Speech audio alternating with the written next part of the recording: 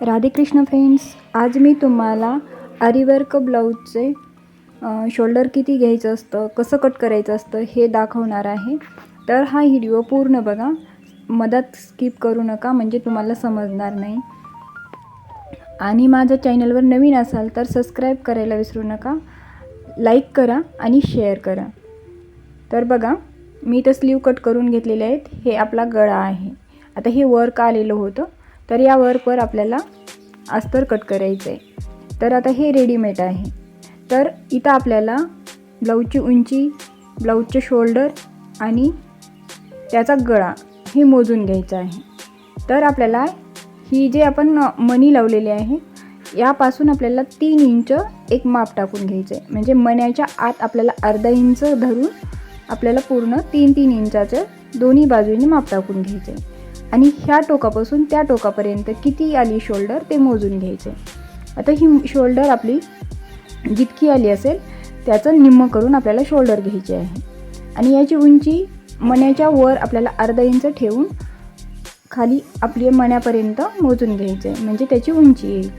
आता या मण्यापासून या मण्याच्या या गळ्यापासून या गळ्यापर्यंत जे माप येईल त्याचं शंटर काढायचं. ते शंटर काढून घेतलं आहे मी, इथं अस्तर घेतलेलं आहे. तर आपली जितकी उंची आली होती तितकी उंची टाकून घ्यायची. शोल्डर आपली जितकी आली ती तितकं टाकून घ्यायचे.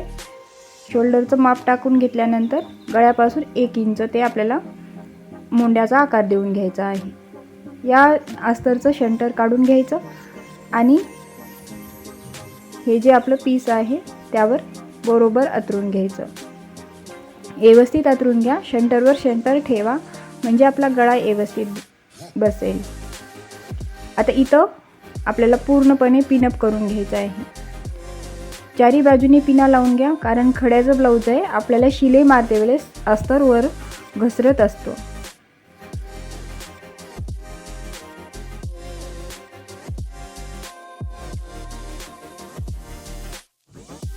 पिना लावून घेतल्यानंतर आपल्याला या साईडने किंवा या साईडने, कोणत्या साईडने तुम्हाला सोपं जातं त्या साईडने तुम्ही शिवून घेऊ शकता. आता मी इथं खडूची रेष ओढून घेते. या रेषेवर आपल्याला शिलाई मारून घ्यायची आहे. तर तुम्हाला स्टोन दिसत नसतील, पण रेष त्याच्यामुळे मी मारून घेतलेली आहे. आता या रेषेवर आपल्याला पूर्ण शिलाई मारून घ्यायची आहे. ही बघा, टेन्शन थोडंसं तिरकं ठेवायचं, म्हणजे आपल्या जे मणी आहेत त्या बरोबरीनं टेन्शन चाललं पाहिजे. तर आपल्याला ते गॅप राहणार नाही आणि आपला गळा फिनिशिंगमध्ये येईल, याची काळजी घ्या. खूप हळूवारपणे हे आपल्याला शिलाई मारून घ्यायचं आहे. एकतर आपले मणी सुईमध्ये आले नाही पाहिजे आणि आपली टंचन ही मण्याच्या काठोकाठ चालली पाहिजे, हे लक्ष करा. तरच आपल्याला हे ब्लाऊज सुंदर आणि फिनिशिंगमध्ये येत असतं. हे बघा, या पद्धतीने तुम्ही सरळमध्ये जसा गळा आहे त्या पद्धतीने शिलाई मारून घ्या.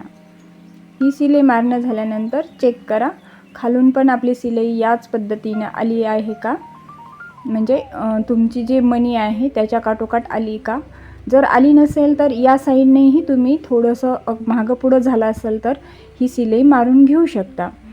आता ही शिलाई मारणं झाल्यानंतर आपल्याला खालच्या साईडने एक शिलाई मारून घ्यायची आहे. कमरेच्या साईड आहे ही सरळमध्ये शिलाई मारून घ्यायची आहे. ही शिलाई मारते वेळेस लक्ष करा खाली मणी येणार नाही त्याची. आता हे बघा, ही शिलाई पूर्ण झाल्यानंतर आपल्याला जे गळ्याची साईड आहे ती आपल्याला कट करून घ्यायची आहे. जे मधला आतला कपडा आहे ते कट करून घ्यायचा आहे.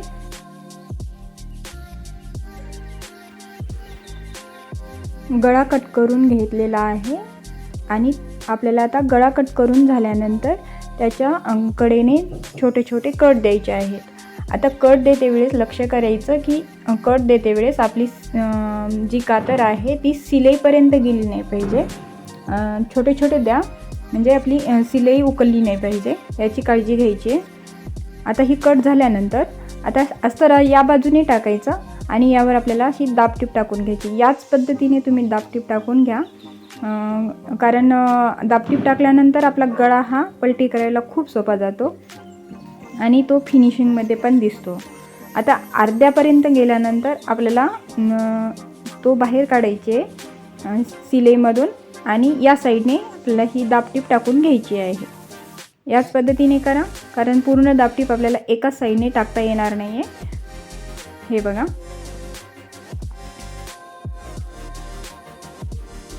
ही दाबटीप टाकणं झाल्यानंतर आपल्याला पलटी करून घ्यायचं आहे. या पद्धतीने पलटी करून घ्या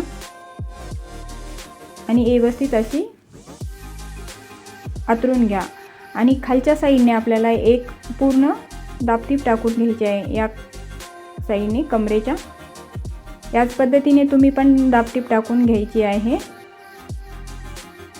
आता ही टीप टाकते वेळेस खूप बारीक आणि फिनिशिंगमध्ये टाकायचे.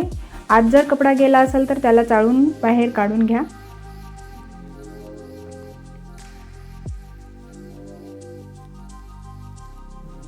आता ही टीप टाकणं झालेली आहे.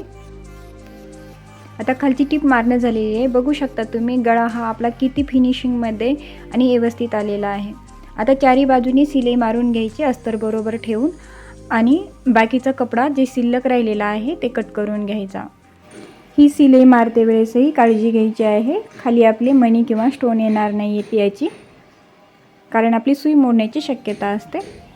आणि कपडा व्यवस्थित चाळून घ्यायचा, कुठेही कमी जास्त आला नाही पाहिजे. या पद्धतीने झाल्यानंतर बाकीचा कपडा कट करून टाकायचा. अस्तर बरोबर कपडा ठेवून मी कटिंग करून घेतलेली आहे. आता हे बघा, असा गळा आपला दिसतो. आता आपल्याला पाठीमागले टक्स घ्यायचे आहेत. ते टक्स घेताना काळजी घ्या की ते खडे जे आहेत ते आपल्या शिलाईमध्ये आले नाही पाहिजे. व्यवस्थित आतरून घ्यायचं आणि टक्स मारायचा.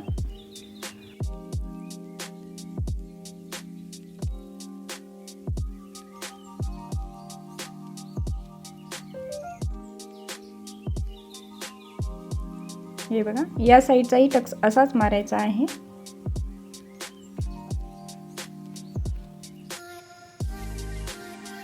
हे दोन्ही साईडचे टक्स मारणं झालेले आहेत. हे बघा, बघू शकता तुम्ही आपला पाठीमागला भाग पूर्ण झालेला आहे आणि खूप फिनिशिंगमध्ये आलेला आहे. आता मी इथं टंचन काही बदललेलं नाही आहे, तुम्ही बघू शकता डबल टंचनचंच आहे आणि मी खूप छान असं फिनिशिंगमध्ये ते शिवून घेतलेलं आहे. तुम्ही या पद्धतीने जर ब्लाऊज शिवलं तर तुमचंसुद्धा इतक्या छान पद्धतीने आणि फिनिशिंगमध्ये ते ब्लाऊज तयार होईल. तर तुम्ही नक्की ट्राय करा. माझ्या चॅनलवर नवीन असाल तर सबस्क्राईब करायला विसरू नका. बेल आयकॉन दाबा, म्हणजे माझे नवीन नवीन व्हिडिओ तुम्हाला लगेच दिसतील. आणि पूर्ण व्हिडिओ बघितल्याबद्दल धन्यवाद.